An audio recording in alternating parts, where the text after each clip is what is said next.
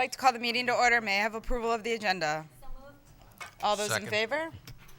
Aye. And those opposed? Motion carries. John, would you please lead us in the Pledge of Allegiance? Y'all please rise.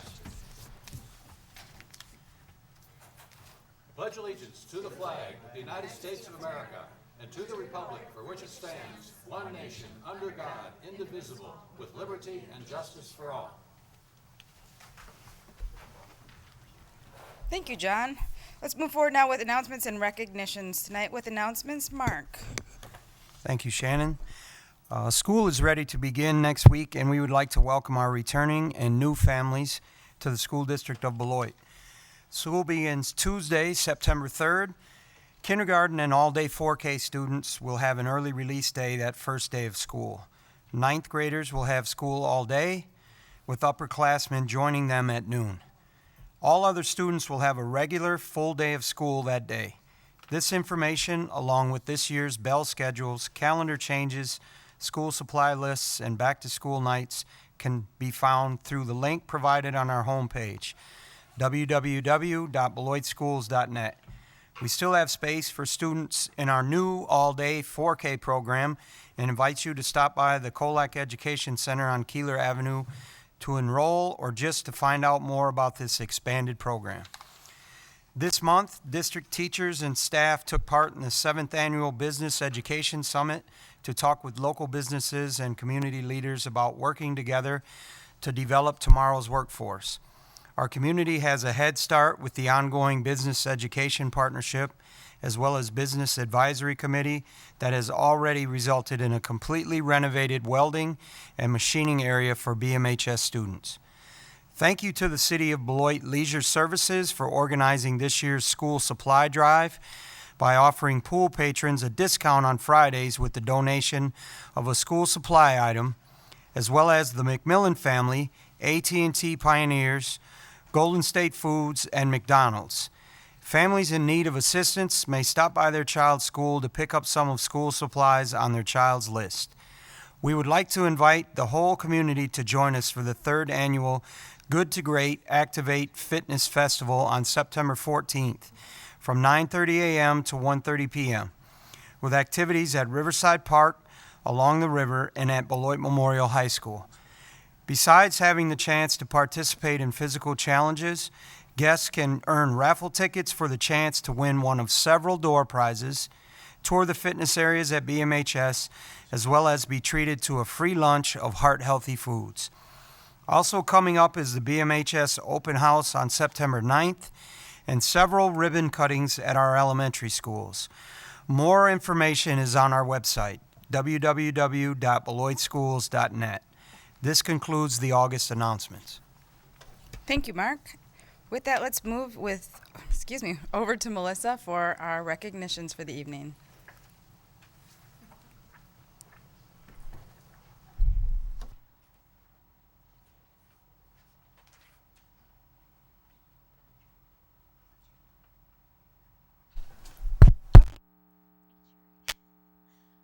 Thank you. We have a great, very fun recognition for you tonight. We are recognizing the Beloit Memorial High School theater group that went to Scotland recently, so I'd like to ask Director Greg Wallendahl and the students to please join me at the podium.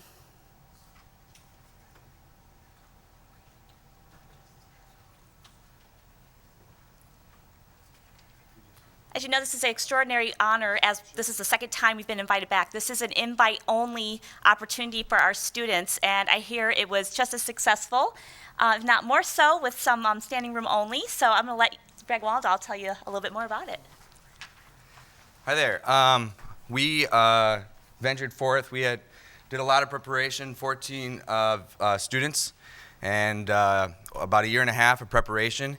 As Melissa said, it was a invite only, so you have to be recommended, and then you have to put forth a portfolio, and then you have to be invited after that.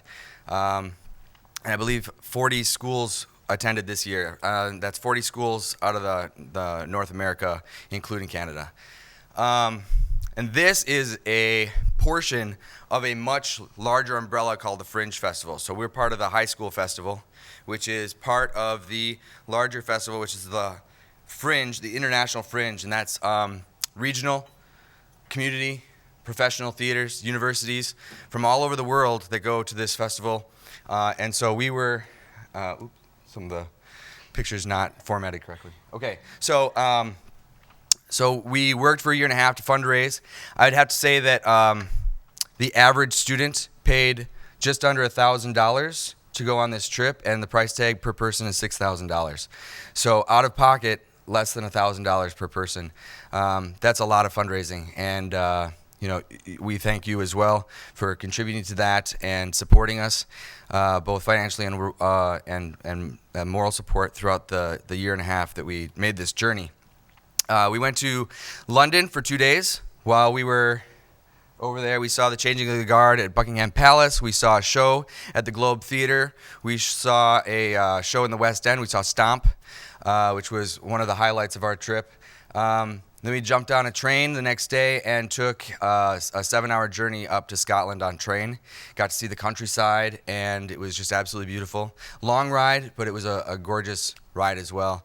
And we arrived in Scotland, and I saw 18 shows while I was there in 10 days in Scotland. I tried to drag them to as many of the shows that I was going to as possible.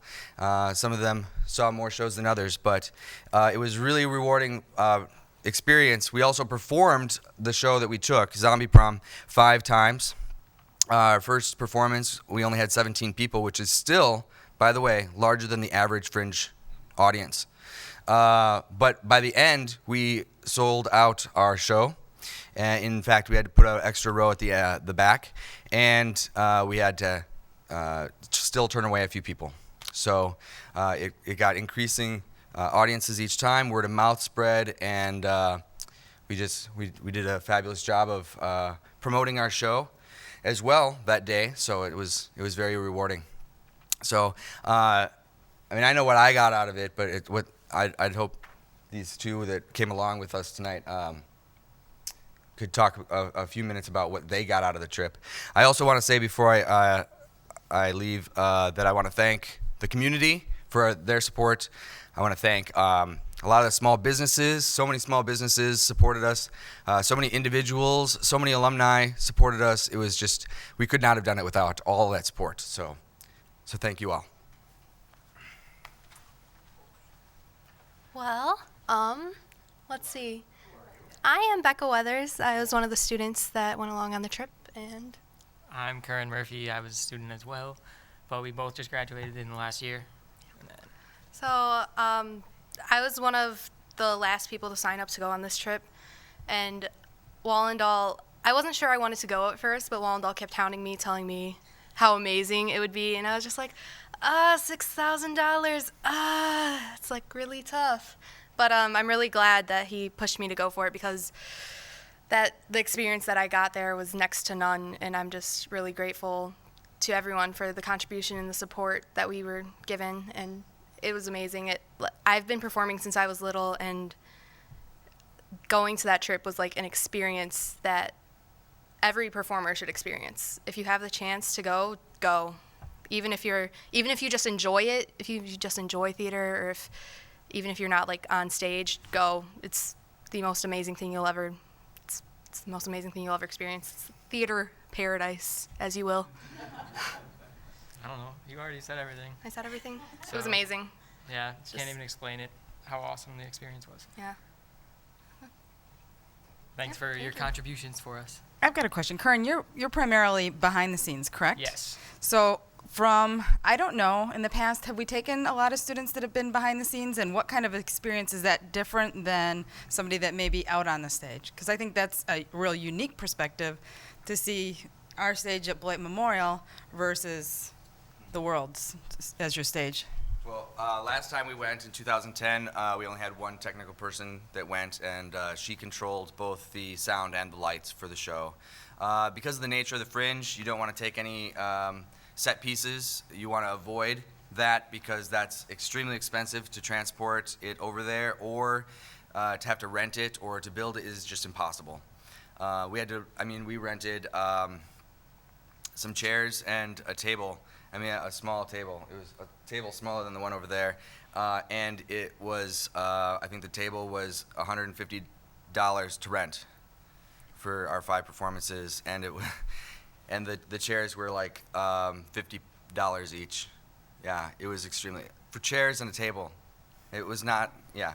So it's just, the expense is outrageous, and I think that the trip appeals more to the performers in the first place, I think, overall, because of that.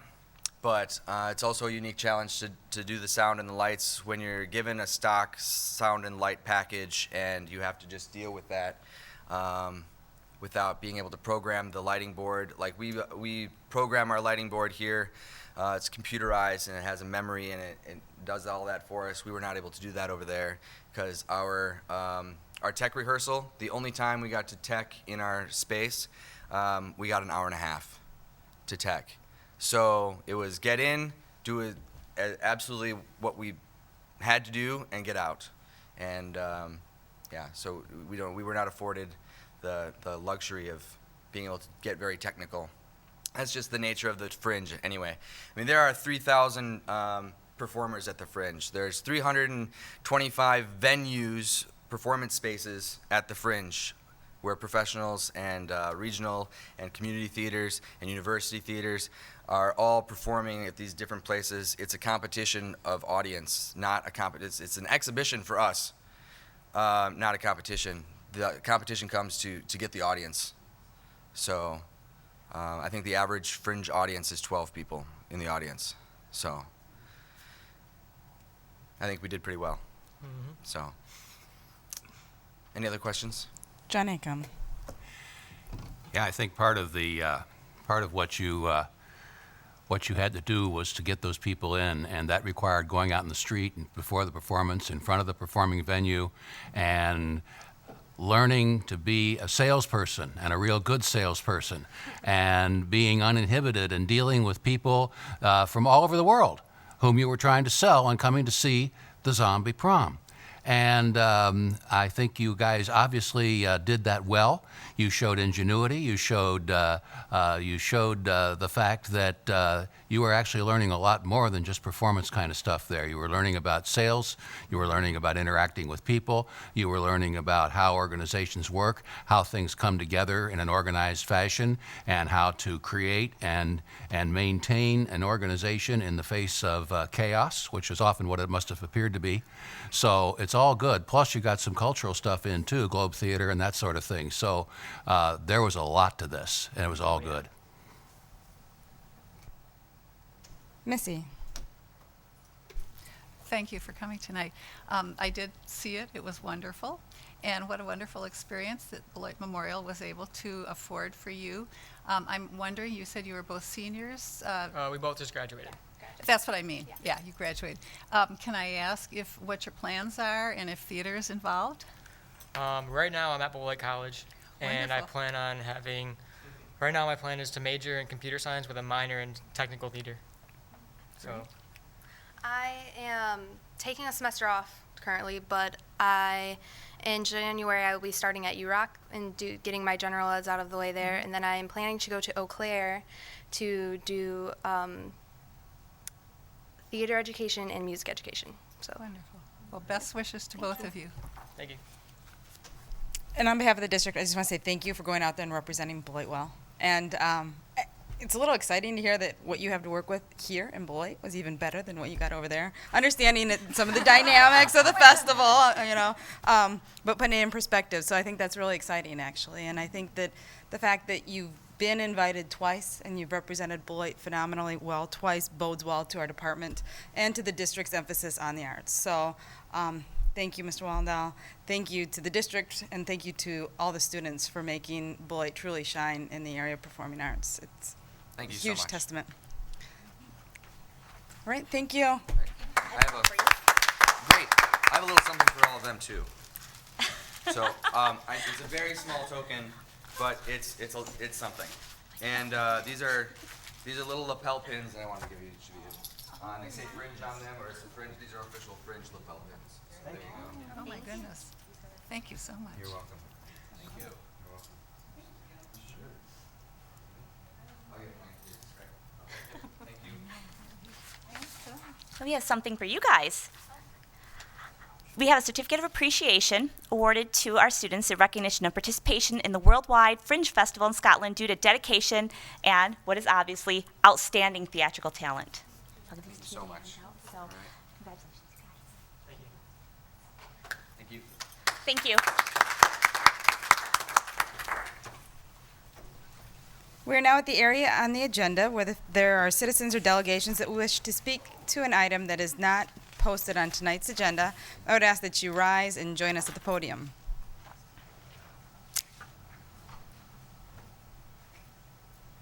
I see no fast-paced walkers and no takers for us this evening. So with that, I'm going to move forward to the superintendent's report to the board, and I'll turn it over to Steve. Thank you.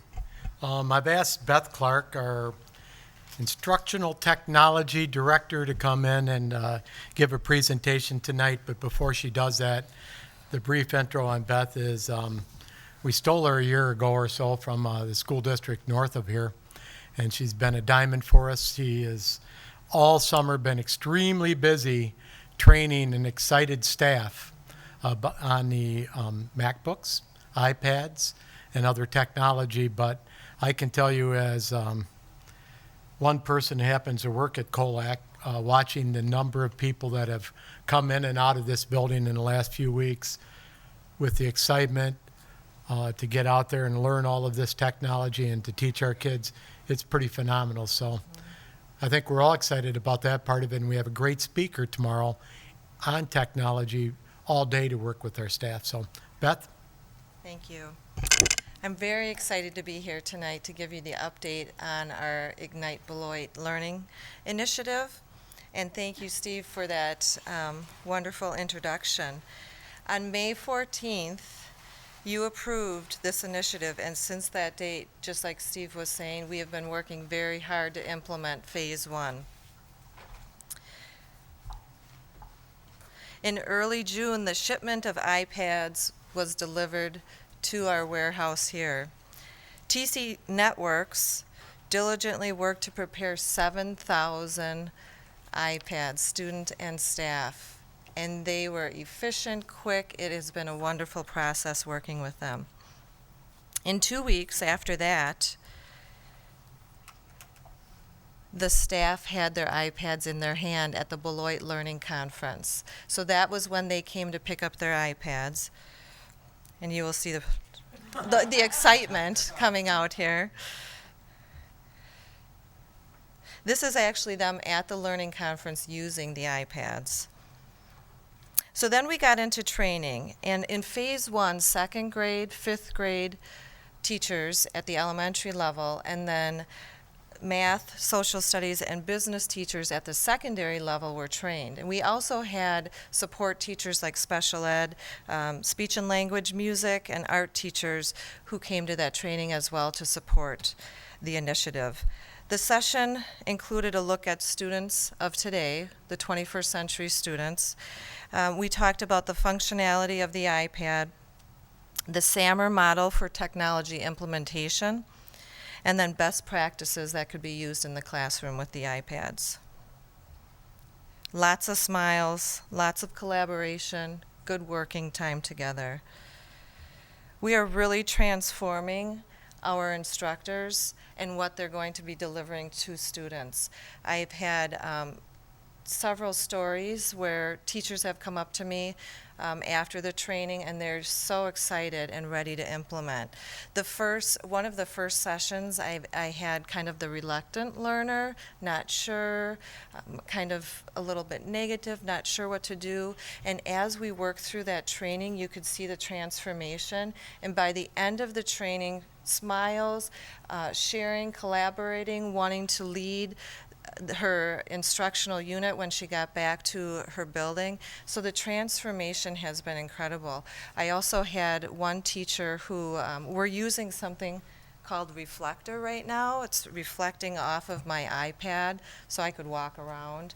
And I asked her, a teacher, during the training if she would reflect up, it's called mirroring up, if she would reflect up and show the entire class how to do something on the iPad. And at first she was like, whoa, hey, that's kind of scary. And I said, you can do it, it's okay. And so she reflected up, and she taught the rest of her peers how to do something in settings, and it just empowered her. She left the next day and she thought, I can do this with my students. This will be a great match. So I just want to see now, John is going to show us how to reflect up. I'll mirror off. So John, would you mirror up for me? I just did. There it is. So that's what our students will have access to in the classroom.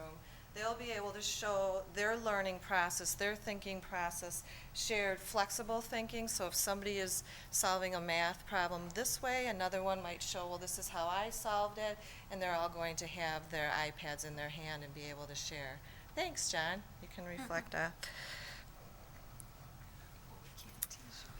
You can actually reflect more than one at a time.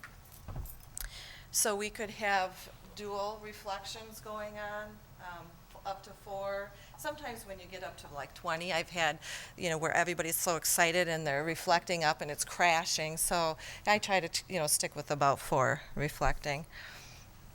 But we've had lots of transformation going on in our district since May 14th. Tomorrow, just like Steve was talking about, we have Heidi Hayes Jacobs coming. The entire professional staff will be getting a dose of 21st century curriculum and updating and just really starting to move that vision forward. And guess what they'll have in their hands tomorrow? iPads. And so they're going to be interacting with Heidi, talking about 21st century skills, curriculum, being engaged, being able to be a part of that process instead of just sit and get. They're going to actually be involved and active and going to different sites. So thankful. We are so thankful to have these tools to engage our professional development as well. So then August comes. And my innovation coach team, they were the initial crew to get trained on MacBooks, and the Apple trainer actually came for 4 days. It's called the Core Institute, and trained this Vanguard group. And so the plan is that they know the Mac now, and they're going to go to their buildings and start training their staffs as the year begins. So we're very excited about that. Last week, over 400 people came to the hallway and picked up their Mac. Of our professional educators, they came and got their MacBook Pro, and they are excited. They got 2 hours of training, so they got their MacBook Pro set up. They know how to use it. They get to play with it a little bit before school starts, and then the training will continue as they go into the school year.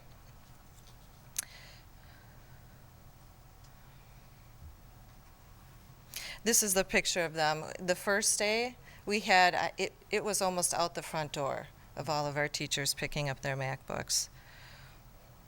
Here they are during the 2-hour training session. That 2-hour training session was put on by my innovation coaches. So they really have a good handle. They're very good leaders in technology for our district. Now, yesterday, another exciting event happened. We now have an exceptional person. Her name is Karen Persak, and she is from the Apple Professional Development Crew, and she is going to be with us this entire year. So she'll be working with our staff, providing professional development to support the use of MacBooks and iPads, and then increase student achievement. She's got a great experiential base, so she'll be bringing her experiences to Beloit and working with our students and our staff to transform that practice in a classroom. And then just as far as communication goes, we're creating a website on the initiative, which will be posted on our link to the main website that we have for the district, so the community can see the updates, you can see the updates, so you actually will see photos and so on of what's going on. I plan on putting student projects on this as well, so everybody can see what's going on, policies and so on will all be located here and easily accessible for everybody. So phase 2 starts in a couple days, actually, when students come in the door. We're so excited that they will have this tool that will provide them information so quickly and at their fingertips. It also is going to bring the level of thinking up. They're going to be creating, they're going to be producing, they're going to make these global connections that they never had access to before. So very exciting. So in closing, we're embracing the whole student and creating differentiating pathways to success will provide these Beloit students the hopes and dreams that they deserve. Thank you so much for your support. This has been just an exciting journey in the community. We really appreciate these tools for our students. Thank you.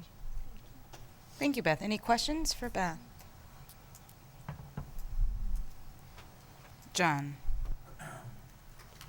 So as I've been listening to people in the community talk about this great, exciting adventure, some of the questions that I get are things like, how will we help students, particularly the youngest group, that perhaps don't have technology in their home or background, pair up, match up, work with those that have tremendous technology, right? So, because they're going to meet in our classroom with this iPad in front of them or something.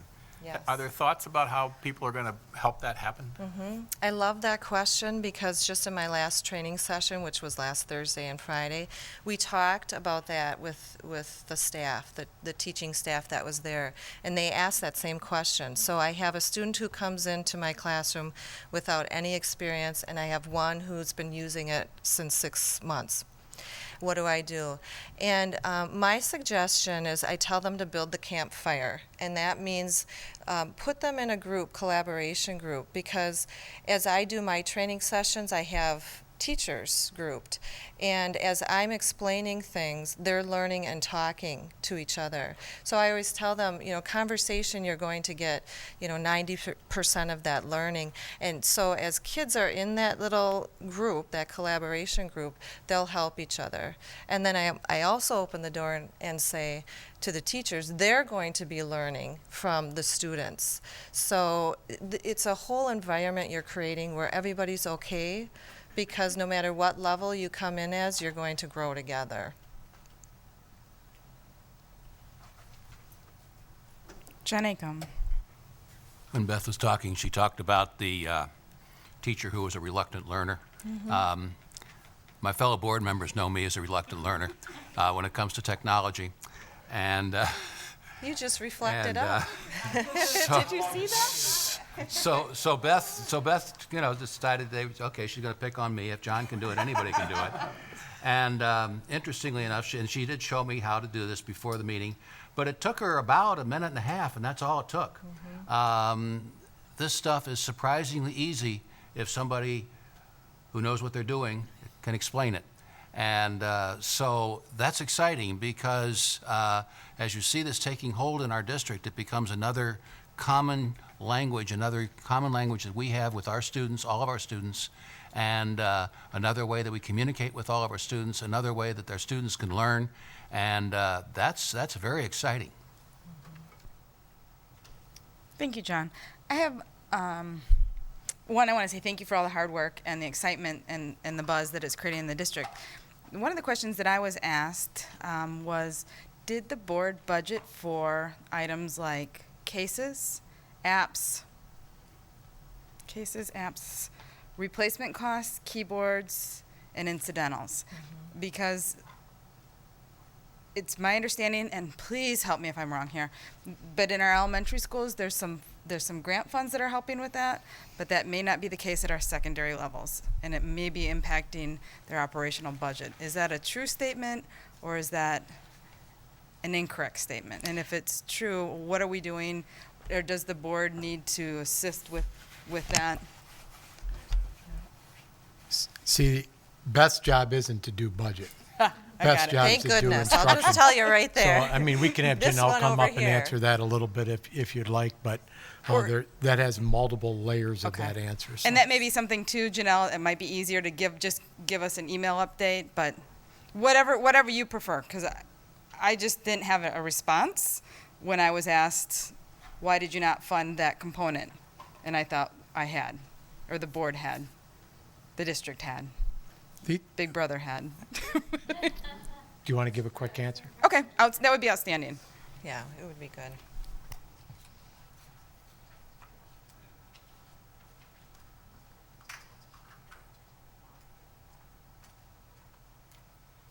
Yeah, so you are correct. There's a couple different funding sources. We have the iPad cases. We have the reflector software. We have a lot of different components. Some of our schools have bought carts to hold the iPads. So we are using grant funds in some cases where there are grant funds. You're correct, at the secondary levels, we may have more limited funds. And so as part of the initiative, the district did budget for these costs as part of the initiative. So I guess I'm going to put it out there, point blank. We are not cutting programs to offset these costs, because that was the fear that was presented to me. No. No. All right, outstanding. So we cleared that one up. All right. Thank you on that one. Nora. I was just thinking about the person who may be watching this from home, and a question that I heard early on is, what is the process? How do we store them? Are students issued do they have their name on an iPad, and when they come into the room, are they issued an iPad? Are they allowed to take them home? I know there are some questions early on when we approved the initiative, and I was wondering, maybe somebody in the audience would like to hear that again. The model that we're implementing this year is called the supervised model, and that is that each classroom will have a set. And at the elementary level, what I'm advising teachers to do is to actually have the same iPad go to the same person, because it becomes personal to them. They'll take care of it, it'll have their information on it. That is all the way up through 5th grade. As soon as we get into 6th grade up through 12th, the secondary model, and we start switching classrooms, this year those kids will share an iPad in the classroom. Now, depending on how many blocks or how many kids come through the door, class sessions, there will be the same 4 people, let's say, same 4 students on that iPad. So there's still ownership, but they'll have to log in and out of different apps as they go throughout the day. And then they're all covered. They'll stay in the classroom. They'll be secured in the classroom, and nothing will go home at this point this year. And the teachers and the principals are working on different models of either having carts or bins, securing them in locked locations. Okay, thank you, and thank you for all your hard work on this as well. Thank you. Thank you, Beth. And I have to say, a lot of the early concerns that I heard, and how are we going to roll it out, and if there's going to be apprehension, those have been diminished. And you're doing, and the staff, the district's done a great job with the rollout process. So I look forward to the next update once they're in the kids' hands, and I look forward to seeing, walking through and seeing the kids with them. So Yes. can't wait to see you come back in a couple months and let us know how it's going. Excellent. And truly, it has been a team effort. I'm up here today talking about it, but I can't tell you the team, the support we've had, the awesome collaboration, and just problem solving. It's really been just a wonderful process. Excellent. Yeah, thank you. Thank you for working the job.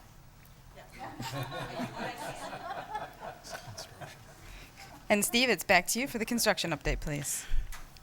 Yeah, no PowerPoint tonight, no pictures, and I do have some because we have some tremendous progress. I just can't compliment the construction companies enough, what they've done to get their schools together.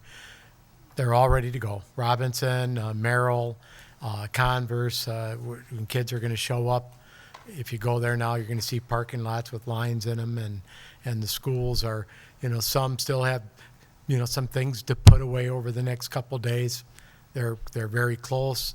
It's great to see photos of these buildings or to actually walk through them and see the shiny floors and cabinets in place. And again, the personal touch from the 3 construction companies that really took ownership into this and made it personal to make sure that our kids, their kids, were in classrooms on time. You know, even at Hackett, they're going to have the new gym ready so that when they start school this year, and the new kitchen ready so that our kids can be using that. So they're all coming along extremely well. I couldn't be happier with the progress of all of them. The pool, the drop dead date to open the pool, according to Kevin Day from CCI, is they will be ready to have the pool open on October 1st. And that's a good thing because we have meets scheduled soon after that, one being the conference meet that we'll be hosting this year. So that's just very exciting time. Tennis courts are on their way. We're going to be moving on them in the next month, and you'll see them completed in the next couple of months. So good news. Industrial technology area, I'd really invite the public to get a hold of us sometime if they would like to see that area. I know myself or Tom Johnson would be more than excited, or a new career tech ed director, Ryan Rui, to take people on a tour of that area. It's amazing. So a lot of great things happen in the school district of Beloit, and honestly, it's a compliment to the, like Beth said, the team that she had together for the technology has been true across the board in all of these areas, and we're seeing a great increase of enrollment of kids that are excited to come to our district because of these things. So thank you. And the only thing I'd like to add to that is, again, great job. It's exciting. And we have our first, I just drew a blank. Melissa. September 16th. September 16th at Converse. Converse is our first. We have 3 of them coming up, but all of those will be updating on the webpage very quickly, or very soon, I should say. And we'd love to have as much of our community help us celebrate as we have our grand opening. So good times to be had, and hopefully the community will share with us at those opening events. With that, let's move to reports to the board. First up for committee reports, we have Finance, Transportation, and Property Committee. John Winkleman, please. Thank you, Shannon. We met on August 13th, had a number of items to discuss, so we'll zip through those. We talked about an insurance renewal. We spent some time kind of reviewing where we are on insurance and reviewing. We do this each year, kind of step back and say, how much insurance should we have? What do we need to have? What can we have? What don't we need? And how much is it going to cost us along the way to make that happen? So Janelle did a great job of bringing that to us, and we worked with our insurance folks to make some recommendations about where we are. Explored the issue again of flood insurance, which seemed to rise, and not like flooding rise, but it came to the surface. All kinds of bad flood puns in there. So it's a challenge, and we're still kind of trying to sort that out eventually to see what we need to do. Obviously, the building that is concerned in that is the high school, but it seems as though insurance companies are looking at that in a different way than we have in the past. So we'll continue to work at it. We look at it every year, and we kind of pay attention to where we're going with that question. We heard an update on private school transportation. So part of our responsibilities through the state is to transport private school students to their schools. They work within the district, and we have an obligation to do that. One of the questions that comes forward from DPI as we look at that is they're supposed to have some things like boundaries and provide us with some information. So we learned about that, and I think what we're going to do is step back this year and continue to do what we have, but maybe step out and talk some more with the private schools about how that works. And there are some DPI rules that need to go along with that, and we're going to step and look and see where they go. So that will be a conversation that will be ongoing. Janelle has worked with the bus company and gave us some ideas on how to do some pay-for-ride programs, so people who might be within the boundaries of bus riding but would have an opportunity to buy into our bus to be able to ride into school, be able to do that. So that will be moving forward, we think. We talked a little bit about Medicaid reimbursements. For those of you who don't know, we bill for that. We're able to do that. We have a number of students in the district that are eligible, and the district is able to recover a significant amount of costs. We spend some quality time making sure we can do that. It's always an ongoing process to think about what we do and to make sure we bill appropriately. But each year that number seems to grow a little bit, and it is an important part of some of the finance work that we do. And it's also a way to help provide the services that those students absolutely need. We spend several different times each month talking about budget amendments. So most of the time at this year, we are amending last year's budget. I think that'll come forward tonight. And it's the last of grants that might be coming through, things that came in that were grant funded that need to actually go into budget to be reflected, not so much changes to the actual budget, actual original budget. And then we spent time talking about a preliminary budget review for next year. And this will be a topic that will come forward in the next several months, as you know. So we looked, Janelle and company gave us a good sense of where we might be. Part of the challenge in that is that there are many variables that you don't know yet. We don't know enrollment. We don't know some property value numbers from the state. We don't know something else. What's that? Oh, and we don't know state aid yet, obviously an important factor for us. So not knowing those, but having started our budget in July is a little bit of a challenge. You've heard me on that soapbox before. What business runs their budget by setting their budget in October after you start your budget in July? But that's how the state of Wisconsin works with us right now. And if you have influence on that topic or think that it doesn't work, then please jump in and share that. So we looked a little bit at where we might go. This gave us some preliminary look at property tax questions and how we might do that. The state is also offering the option to be able to do some energy work again. And so we heard from Jeff and some of the other staff that was talking about possible projects.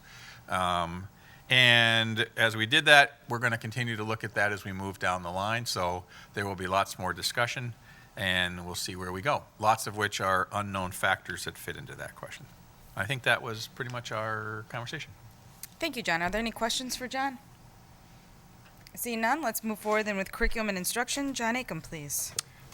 Curriculum Committee met on August the 13th, and our first order of business was to hear an update on grant proposals and to approve our school district's application for a Race to the Top grant. This is something that we're competing nationally to get. It's not easy to get, but success can bring significant amounts of money into the school district. And we have a grant writer this year who is hard at it. And so we have to feel at least a tiny tinge of optimism about this. But it's an uphill battle, and it's a long road, but we're after it. Next, we looked at electives at the Beloit Learning Academy, and specifically talking in terms of changing the way that some work experience, which is done for credit, can be counted toward the electives required for graduation. And we're going to talk more about that later in this meeting. Also at the meeting, Barb Buffington updated the committee on expulsion data for the 12 and 13 school year, the past school year. Bottom line is the number of expulsions was up from the previous year. However, when looking at the average number of expulsions over the past 17 years, this marks the fourth consecutive year that the number of kids expelled in this school has been under that 17-year average. So clearly we are moving in a good direction in that respect. Barb also updated us on the Youth Risk Behavior Survey. I kind of look at trends that where categories have declined for our students each of the last 3 years. In other words, that shows me not just a snapshot, but a trend, which I find more valuable. I found a steady downward trend in the percentage of students who were in a physical fight on the school property in the last 12 months, and a downtrend in the percentage of students who report being harassed on school property because of their sexual orientation. I would suggest that both of these are attributable to the effectiveness of our anti-bullying efforts, which continue and which we refine and continue to get better at and continue to put increased importance on within the school district. Also on a steady downward trend over the past 3 years are gang activity, drinking, and drug use. I think those are very encouraging trends. And parts of this report tied in with the final item, which was an update on our district's therapeutic counseling. It's a smoothly running program that addresses the needs of a small percentage of our students who are experiencing severe problems or who are at risk of experiencing severe problems. Our professional counselors work within the district and in partnership with Crossroads Counseling Center to give the kids who need them the tools for getting their lives back on track and keeping them there. So we had a lot of very positive things coming out of the curriculum committee, and that concludes my report. If there's any questions. Any questions for John? Seeing none, Nora, will you help us with policy and personnel, please? Sure. The Policy and Personnel Committee met on July 23rd prior to the last business meeting to approve policy recommendations. And this is the time of the year where there's a lot of shuffling, some retirement, some switching from one school to the other depending on enrollment trends. And so there's a lot of shuffling, and what we do is we approve those changes. We also met again on August 13th, and for our policies for the first reading, we're mainly in the special education and student assessment category, Series 300. We will be having a couple of those tonight. These policies, most of them were outdated, and we're trying to make them in compliance to current law. Barb Buffington reviewed all of those, and she made the recommendations to the Policy and Personnel Committee, and those will be coming forward tonight. Policies for second reading, and this is many pages, and a lot of people spend a lot of time in this, but we're going to be discussing the interscholastic athletic and activity program policy. In the past, we've had an athletic policy, and this year we're bringing in an activity policy so that all students have a certain code of responsibilities, and I think that policy's probably, there's 3 of them involved in probably 25 pages. So a lot of staff had input and board members had input so that we could get it ready to start our new school year. Policies for review. We went through the 100 series that has to do with board relations and responsibilities, and we're just kind of touching on those that need to be updated or have parts of it deleted. There wasn't a lot of those, but there were a few.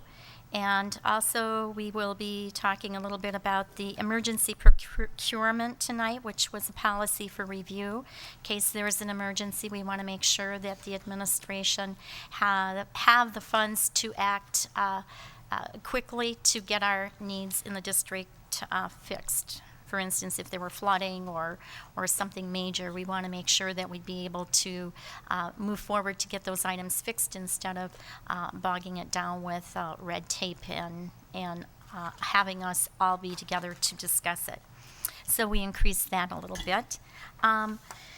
Another thing that we talked about was teacher evaluations. We brought teacher evaluations up because beginning in the 2014-2015 school year, all schools are going to be required to have a method of measuring educator effectiveness.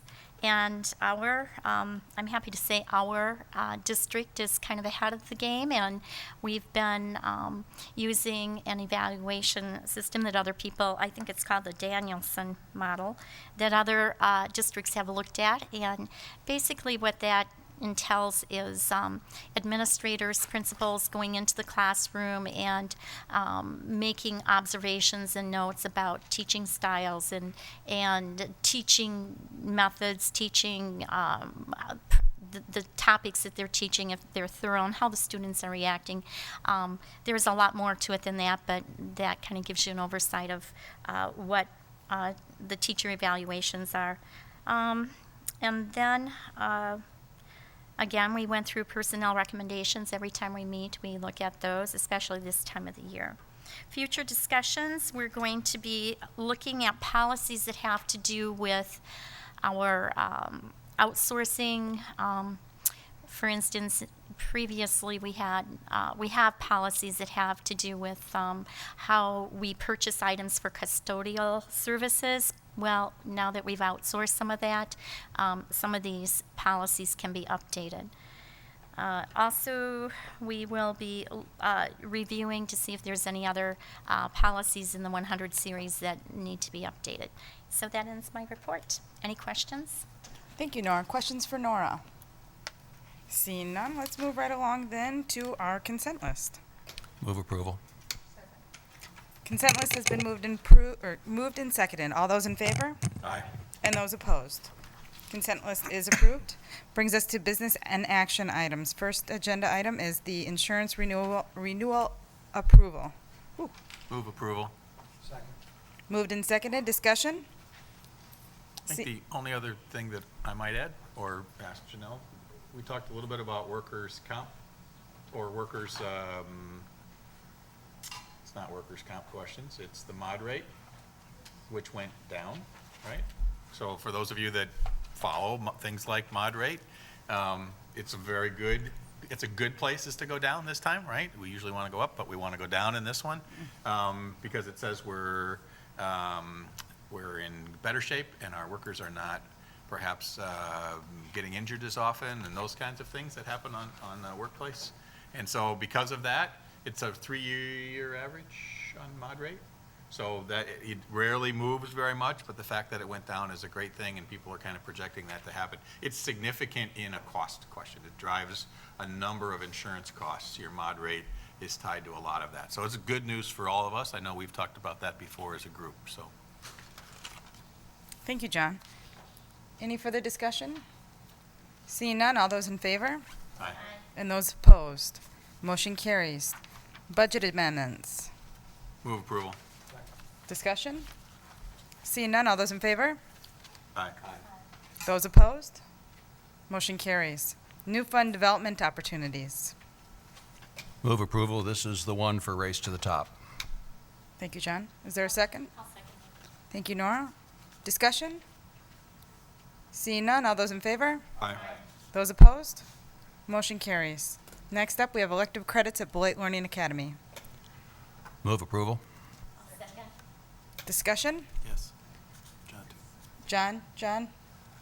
I'd like to bring Bryce Gustafson up here to explain a little bit more about what exactly this is, because I've had some questions from my fellow board members, and since this is for the Beloit Learning Academy, basically what it is, and what Bryce will explain, and he might be better able to answer some of your questions, is, again, this is an expanded opportunity for work study for our kids at the Beloit Learning Academy.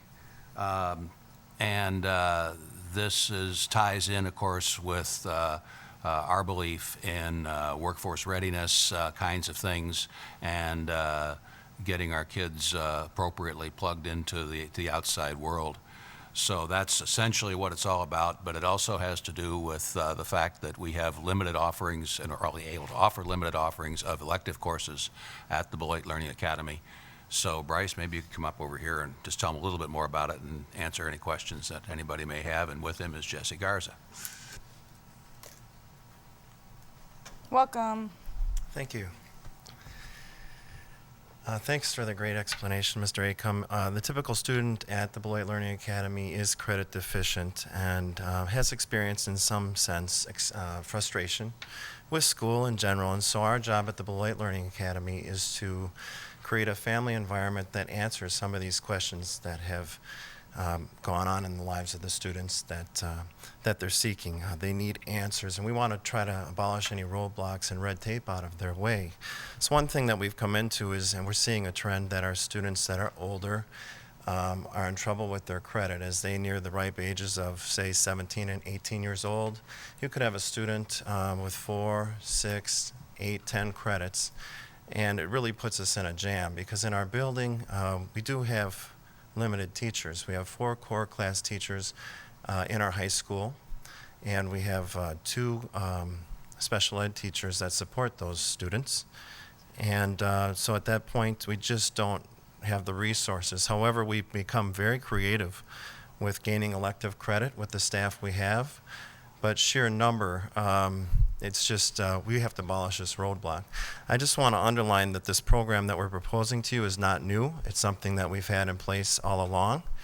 And because of that, the amount of credits, which is 2 for volunteer and 2 for work study, we're simply asking that you raise the limits. Jesse's going to talk, if it's all right with you, with your permission, that Jesse talk about the framework. That's really his area. Okay. Any other questions for me? I have John Winkleman and then Missy. No, go ahead. Go ahead. My question, because I was sitting in the meeting and we thought we understood this, and then I read kind of the minutes and different things. You already do this, and you let the students do 2 hours of volunteer and 2 hours of work study. Is that correct? And you're wanting us to give you 2 extra credits so that they can up the limit to 4 credits in each area? Correct. That's what we're proposing. Got it. Okay. Okay.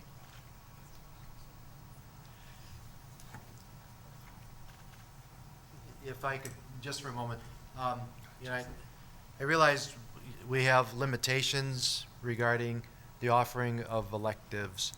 From a counselor perspective, I look at it as offering student opportunities. And I think we're really looking at expanding their sense of the world, their sense of community, their sense of citizenship. I look at it as a transitional service. Our students are primarily older, and they're looking at real work experience.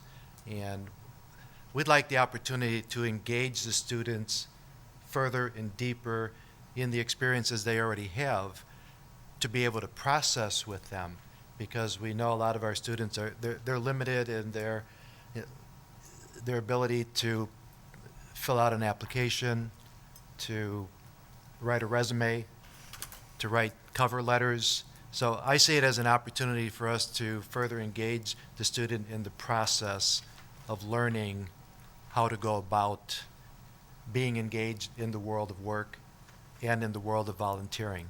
I see it as an opportunity for us, for the students to have positive experiences and to contribute positively in the community. And it's really about the development of the character of the student.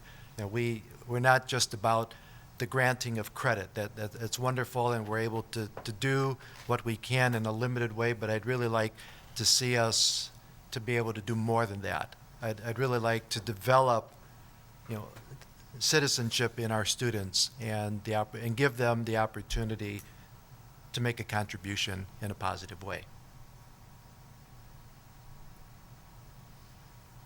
You ready yet, John? Because otherwise I have a few questions. So a couple of questions, I guess.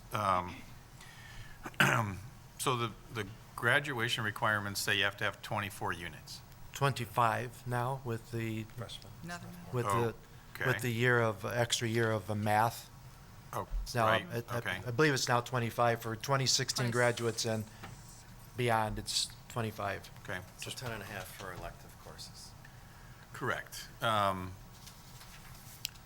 And right now you offer 4 units in this work, study, and volunteer opportunity. So we're at 21, right, in regular, more traditional credits.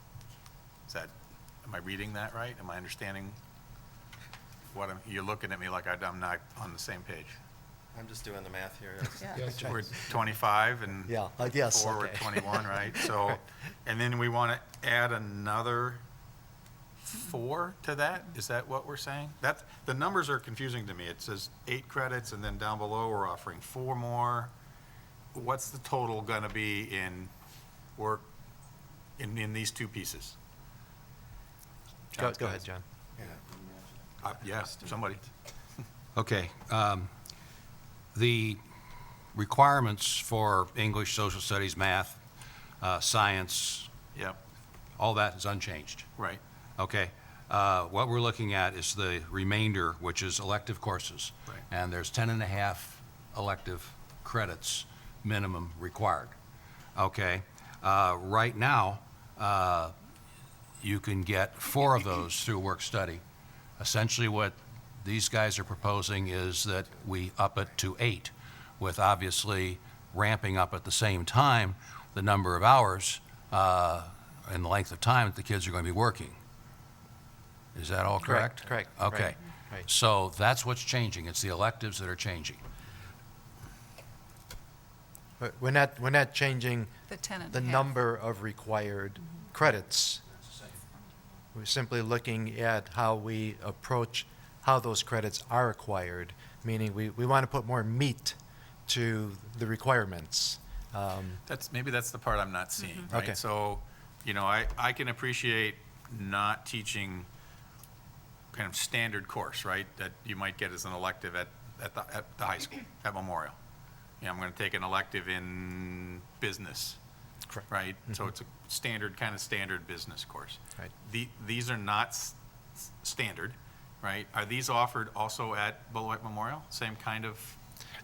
At Beloit Memorial, they fall under the category of things like the internship or some of the things linked to, let's say, the food hospitality service, where kids have an intern. They have an extended learning opportunity where they go out and earn credit by working.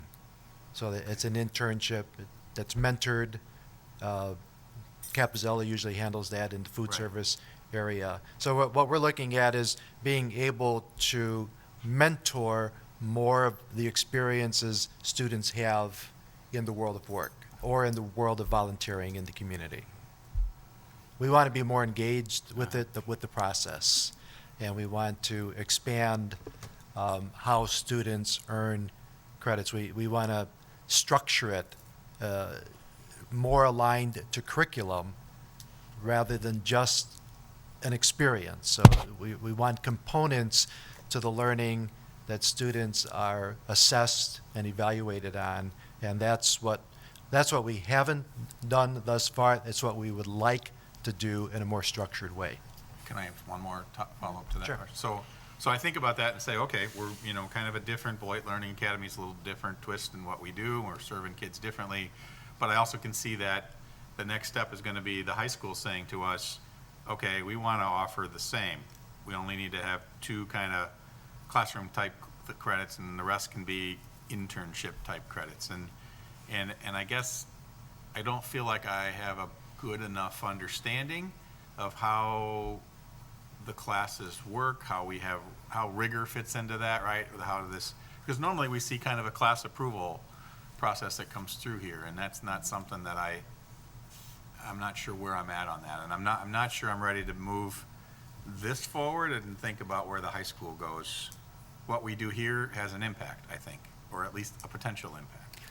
Up to now, we've had a wonderful working relationship with the high school in understanding that they already have built into their structure those internships and work experiences where kids that are aligned to the curriculum.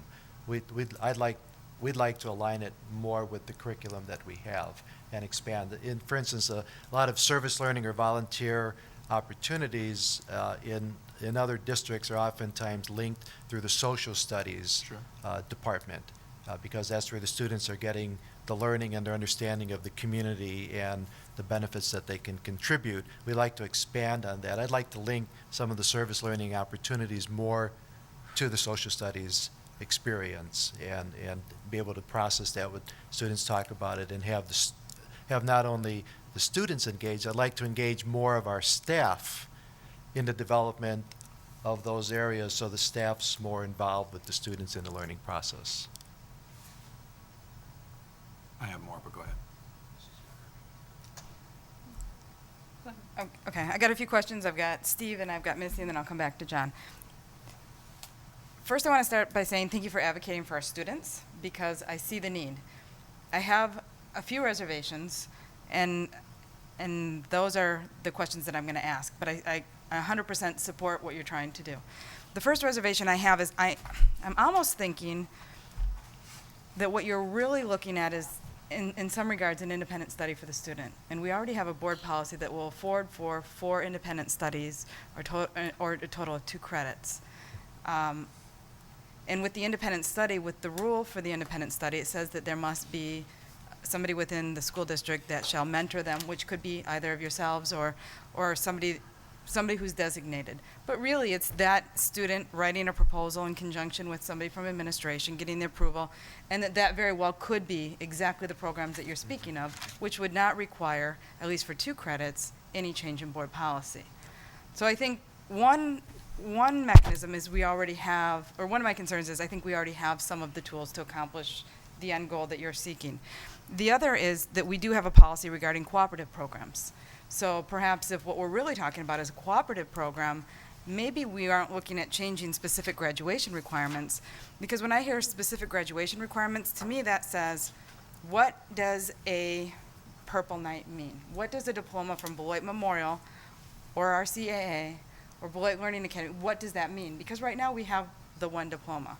We also have talked about a board having, a technical, with the new statutes, changes in statutes at the state level, we can have different types of diplomas, and that's a conversation we're having, and I think that's great conversation, and that's potentially a workshop that we're going to be talking through, but we're not there tonight.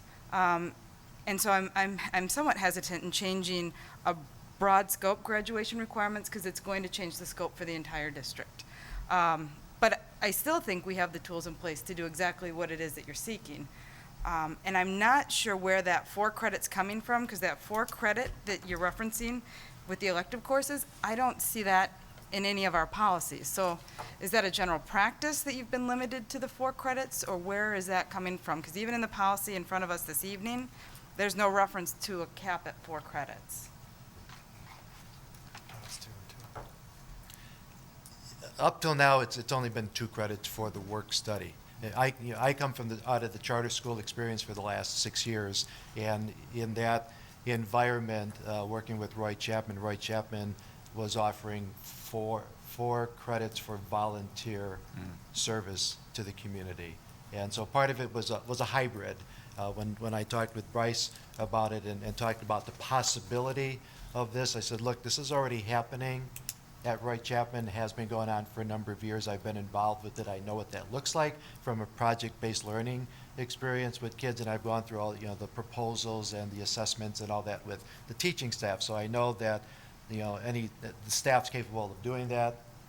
I'm capable of doing that. I've done it for the last 6 years. So when we looked at the combination of work study, thus far has been 2 credits, with the possibility of adding the service learning or volunteer component, which could possibly be another 2 to 4 credits. So we were going for the maximum number of what we could possibly get to help our students in the graduation process and encourage them to be positively contributing in the community. Absolutely, and I think we've kind of got 2 different eggs here, because with a charter school, they have their own separate contract. Exactly.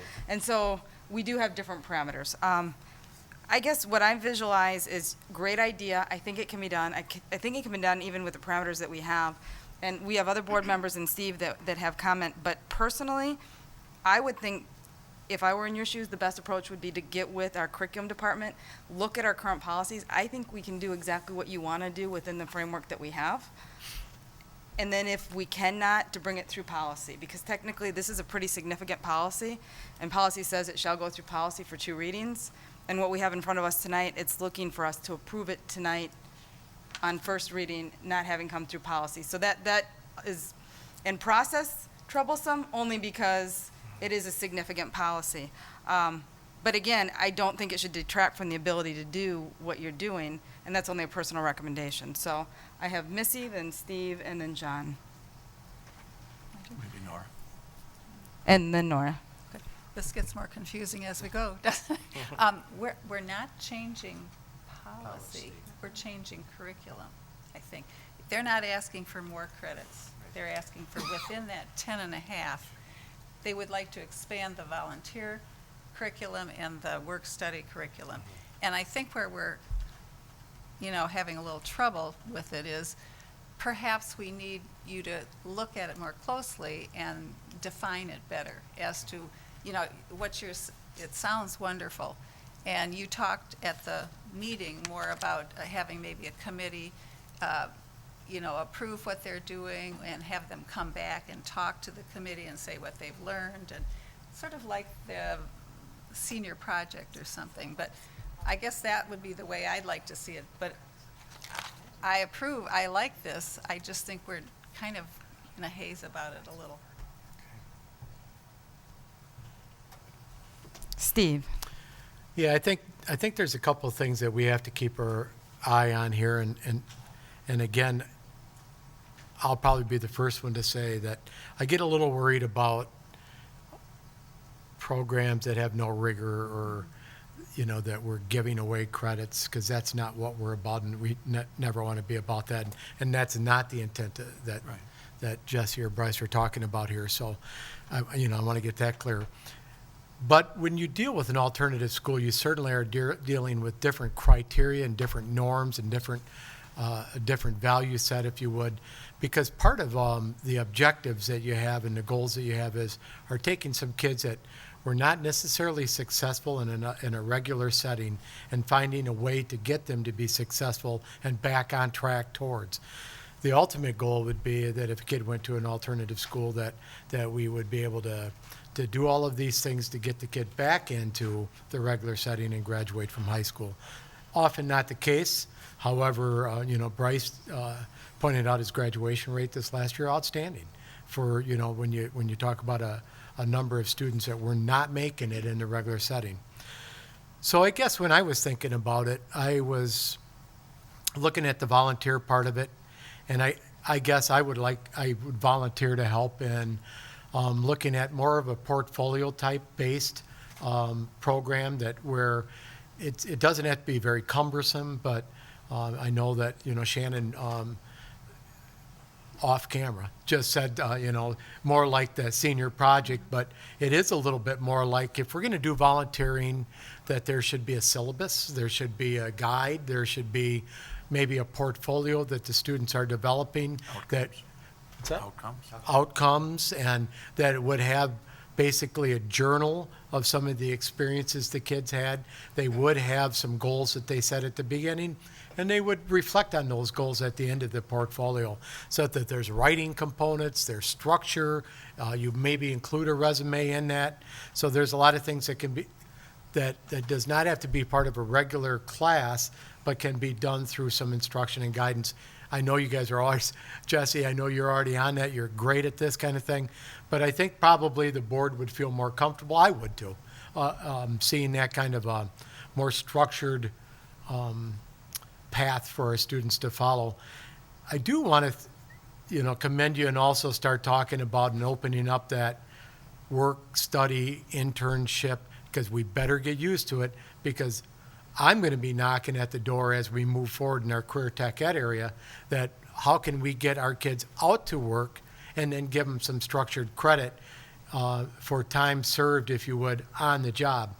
I can tell you without hesitation that, we have a couple of our career tech ed teachers out working in industry this summer, and the practical knowledge that they gain is phenomenal, because that's what puts them in an advantage as they go forward teaching kids about what it is. And I hate the term the real world, because I'm pretty sure we all live in the real world, okay? But in the real job as it relates to what they teach. And I know that's kind of what you guys want, but I think there's a way to do that too, through a portfolio or through at least a syllabus that would guide students that way. Nora, then John Winkleman, then John Acom. I sit on the curriculum committee as well, and when you presented this, I think all of us were in favor of it, but we did talk about a little more structure and measured outcomes. But regarding policy and policy 342.4, it does give us a lot of latitude to change some of the curriculum to meet the needs of at-risk students, and that's kind of what we were looking at. Is we have instructors that see a need, they know the need, they know the students, And to me, it does match up with policy 342.4. And that's why they came to us for approval. So we'll see where it goes. Thank you. John Winkleman, please. I think, so I'm hearing a couple things. I mean, I think it's exciting to think about possibilities. Again, I'm trying to reconcile the work that's happening here versus the potential for what happens at the high school. I see this as a policy change because I think those at the high school will say, oh, well, if it works there, then obviously the board's approved it for here, because this is the specific graduation requirements for us. So I worry a little bit about that. If it was, only at the Beloit Learning Academy right now, maybe I could live with it, but I think it's going to come to us. I think it's a picture we need to think about, right? Are we comfortable with 8 out of our 10 elective courses moving down this road? We may be, but I don't know that we've kind of had that conversation yet. I don't feel like I've had that conversation yet. The other piece that I think about is, I'm listening to what you're talking about, how you're mentoring kids. Mentoring that's tough. That's a lot of work. That's a lot of folks. And, so part of what I heard was we have a small group of staff, so we need to think of alternate ways. Well, I look at this and say, holy cow, maybe you need an extra teacher to do this. Maybe that's not the question. Maybe it's a question of do this, but with staffing appropriate. And so I'm asking the question, are we staffed right? Do we have, based on the number of kids and where we are, or are we just trying to squeeze it and make it work and see how it goes, right? Good for kids, but yet not necessarily good for the 6 folks that are there trying to make that go if we're really going to do the mentoring piece that you described. So I guess I'm looking at that question saying, we're not done with budget yet. Where does this fit in priorities? I don't know the answers to those, but I'm certainly thinking about them. John, again, coming from, the charter school experience where we used our staff in a very different way in terms of the advisory and mentoring position. And when we get staff that buy into that and understand it and know that the relationship with the students is going to change as a result, that there's more engagement on the staff's part with the students. There's a lot more mentoring going on. And, the job of all that doesn't fall, to the single counselor. Right. It's throughout the whole staff, and they understand it. And I think that's the direction we're moving in with our staff. They really understand that we're all there for the kids. We all go the extra mile to do that advising and mentoring with the kids. And I think that's the direction we'd like to move in. John Winkleman, please. No. John Acom, please. Sorry about that. Hi, I'm the other John.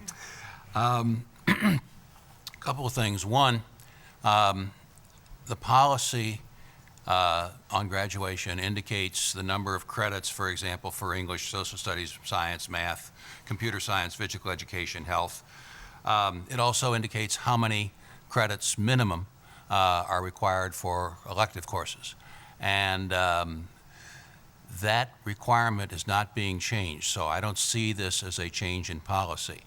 What is on the table is a change in curriculum in the sense that what we are asking for is an opportunity to teach something in addition to other stuff that we're already teaching that will be different. And we're asking for it specifically in the context of the academy. I think the other thing, too, is that if this were to go to the high school, I mean, there's a couple thousand kids over there. Quite frankly, there aren't opportunities in the community anywhere near that for, work study or volunteer efforts or anything else. We do put together a few massive things anyway during the course of the year as we get food packets ready to ship overseas, for example, and things of that nature. So I think that it doesn't change, and I think it's unlikely to migrate to the high school. Plus the fact I've been associated with the school board and the curriculum long enough to remember battles a few years ago when we actually thought about doing away with a few electives, and the ferocity with which the the vested interests in those particular electives fought to keep their electives. And in order to do this and meet the same time some of the concerns about staff and so on, we would probably have to replace the other electives with this, and that's definitely not a sure thing. I think that what the board is asking for is perhaps a better understanding of what exactly a course looks like. In terms of investment by faculty, investment by the student, investment by the community partner, the kinds of community partners it might be, the documentation that Steve referred to, that sort of thing, all of which addresses, I think, the question of structure, organization, and rigor. And those are legitimate questions, and whether we vote to go ahead tonight or not, I think that ultimately the answers to those questions probably need to be brought back to the curriculum committee. John Winkelman, please. So I'm, trying to think about how we do this, and maybe it feels like we have more study. I am certainly not ready to open up 8 credits at the high school for work study yet. I'm not been convinced, but I might be convinced that if we wanted to adjust this motion to allow for a 1-year pilot project of this proposal, try it out, get some experience with it, figure out how it works, come back to us soon, right? Come back to us after a term or whatever, and start to think about how does this work for kids, the best way for kids, and what do we need to do then. We do our homework on policy and where we go with that. That's our job. We can make that happen. But I think I would be okay with that. But it sets out some parameter, gives a chance to try it out, doesn't open the door completely. I'd be okay at that point. So, yeah, for Beloit Learning Academy only, that pilot project, if that was an option. I think that's an option, John. I'll depending on what the board thinks. I guess for me too, I think an option would be to table this and allow Steve and administration to work with administration, because I think we're there. I too have some real concerns with opening up 8 credits, because to me, at the high school then, that means I may never take a music class, I may never take an arts class. It doesn't allow me to have a well-rounded education that I think a lot of our students right now, with the electives that are out there and the offerings that we have at the high school, understanding that you guys are limited because we don't have all of those over there, we've got 2 different dynamics going on. So I guess my hesitation is not with the programming at Beloit Learning Academy. It's because it's falling under the auspices of the overarching policy. So I understand John's proposal. I also understand that we could table it and still, within what we have, in my opinion, come up with something that would fit everybody's needs and allow everything to still move forward without changing policy. So at this point, it's going to be quickly a decision of the board. Do we want to table it? Do we want to move forward? Where are we at, folks? And is anybody ready to make a motion? Can I just add one thing? Absolutely. We're looking at about 15 students here. So these are students that are in the twilight of their career, and they need these credits. So time is of the essence, so that is important, but it's not like it's every student in our program. It's just for those 15.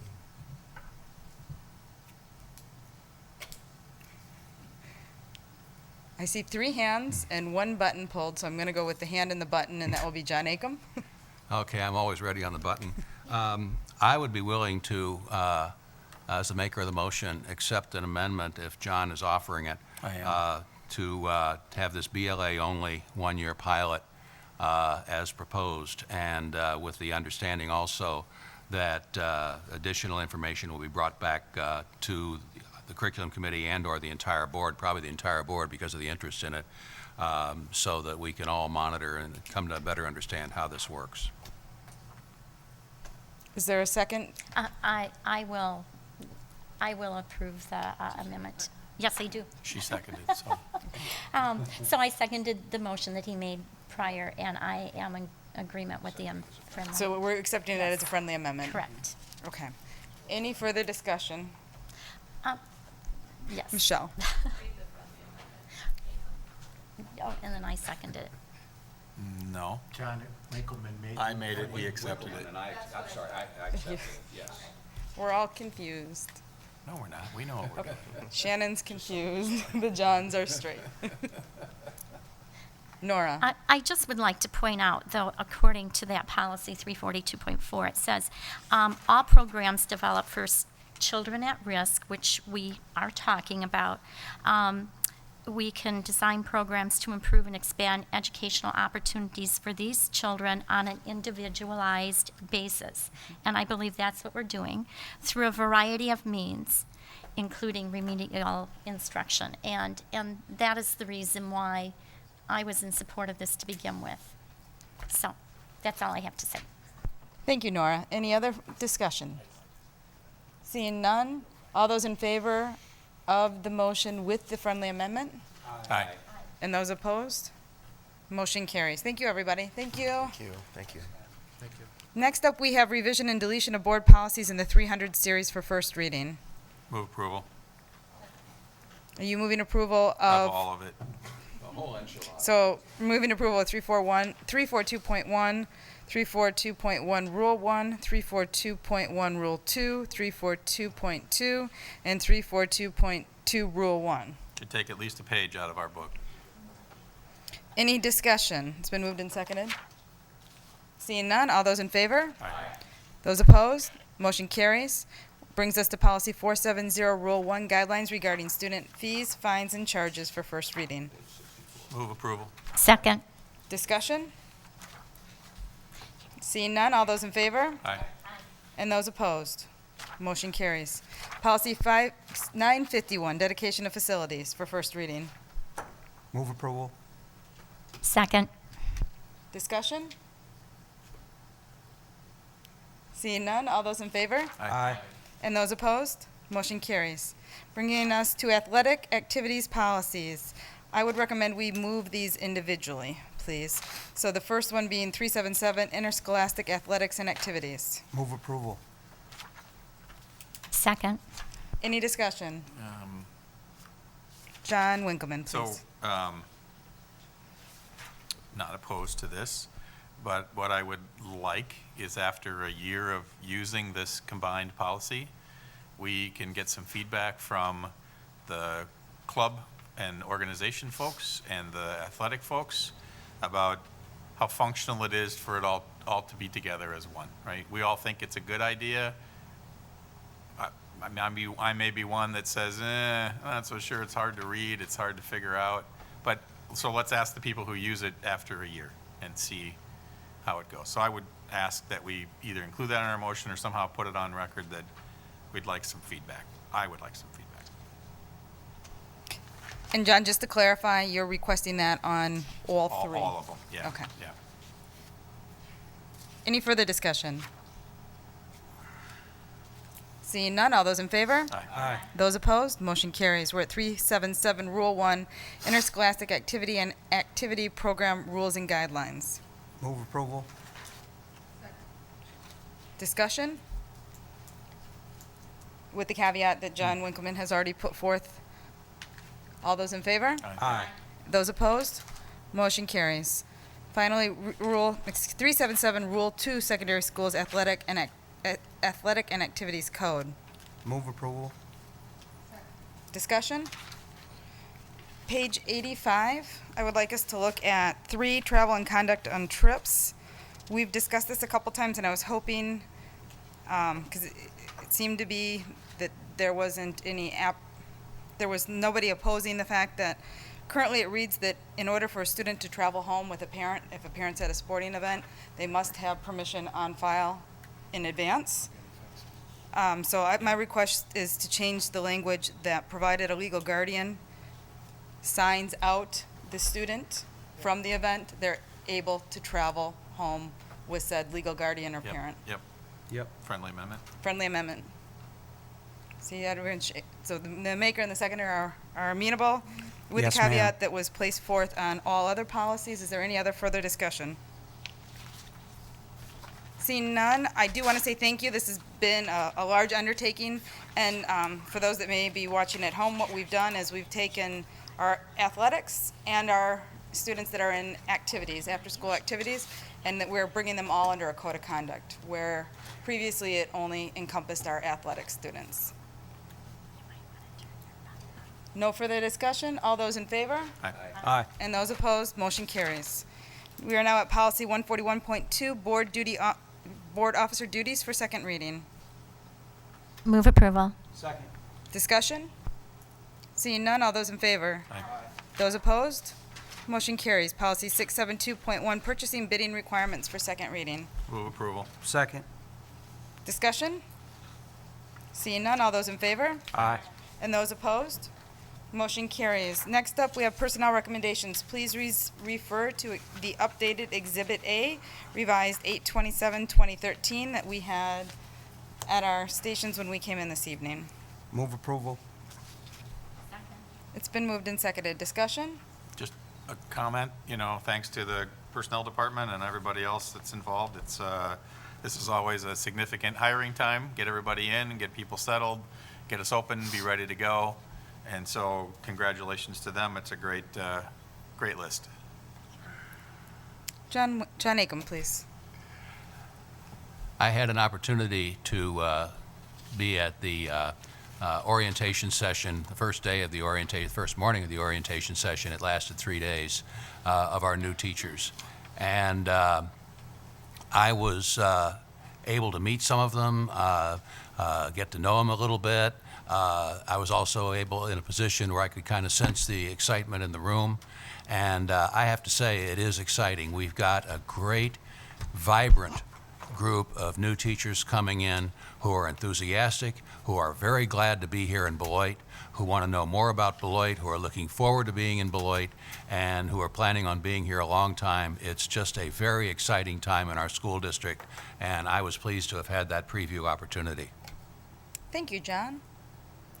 And to be honest, that brings us to closure this evening. Next we have, or the only thing we have left are our discussion items. I was so excited. You gave such a good speech. You're right, we haven't voted on it. So let's vote on personnel recommendations. It's been moved and seconded. All those in favor? Aye. And those opposed? They were already ours, in my opinion. Aye. Thank you, John. All right, discussion items. Items of interest for consideration at future meetings. We have a full plate, so I'm seeing no further ones brought forward, but we do have a long laundry list that we'll be working on. Announcement of future board meeting dates. We have committee meetings, September 10th, 2013, for Finance, Transportation, and Property, Curriculum and Instruction, and Policy and Personnel. And our next business meeting is scheduled for September 24th, 2013. Unless I see any objections, at this point we shall be adjourned. Seeing none, thank you, everybody. We are adjourned.